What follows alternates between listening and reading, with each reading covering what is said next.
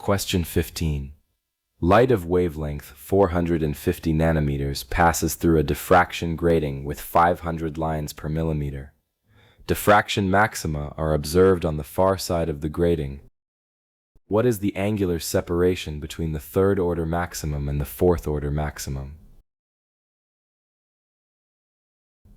This problem focuses on diffraction gratings and determining the angular positions of maxima using the diffraction grating equation.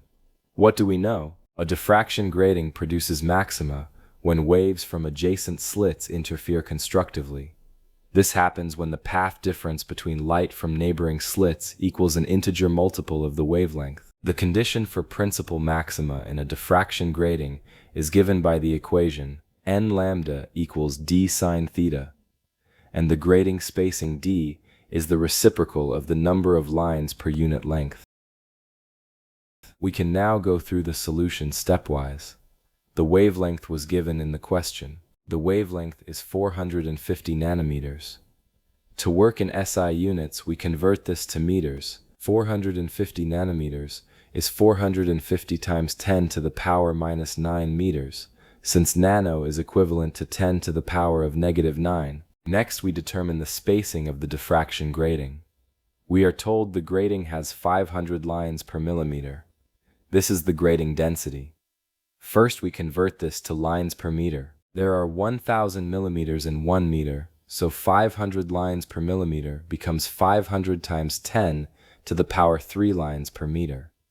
The spacing between adjacent lines of the grating is the reciprocal of this number, so the grating spacing d equals 1 divided by 500 times 10 to the power 3. This gives 2 times 10 to the power minus 6 meters. Now we use the diffraction grating equation. The condition for maxima is d sine theta equals n lambda. First, we find the angle for the third-order maximum. For the third order, n equals 3.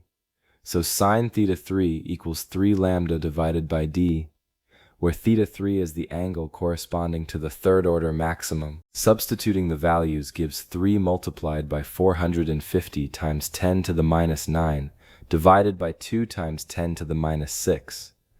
This gives 0.675, so theta 3 equals the inverse sine of 0.675. Evaluating this gives approximately 42.5 degrees. Next, we determine the angle for the fourth-order maximum. For the fourth order, n equals 4, so sine theta 4 equals 4 lambda divided by d. Substituting the values gives 4 multiplied by 450 times 10 to the minus 9, divided by 2 times 10 to the minus 6. This gives 0.9, so theta 4 equals the inverse sine of 0.9. Evaluating this gives approximately 64.2 degrees. Now we calculate the angular separation between these two maxima.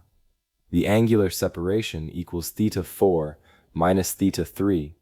So this becomes 64.2 degrees minus 42.5 degrees. This gives 21.7 degrees. So the angular separation between the third-order maximum and the fourth-order maximum is approximately 21.7 degrees. This is our final answer. What did we do? We first converted the wavelength into meters so that all quantities were in SI units. Next, we determined the spacing of the diffraction grating by taking the reciprocal of the number of lines per meter. Then we used the diffraction grating equation, n lambda equals d sine theta, to calculate the angles corresponding to the third and fourth orders. Finally, we subtracted the two angles to obtain the angular separation between those maxima.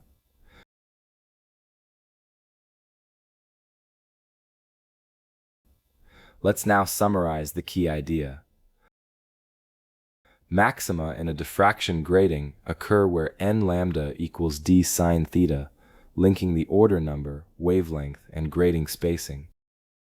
Higher orders correspond to maxima that appear at larger angles from the central maximum. And the grating spacing is simply the reciprocal of the number of lines per unit length, remembering to convert the units properly when necessary.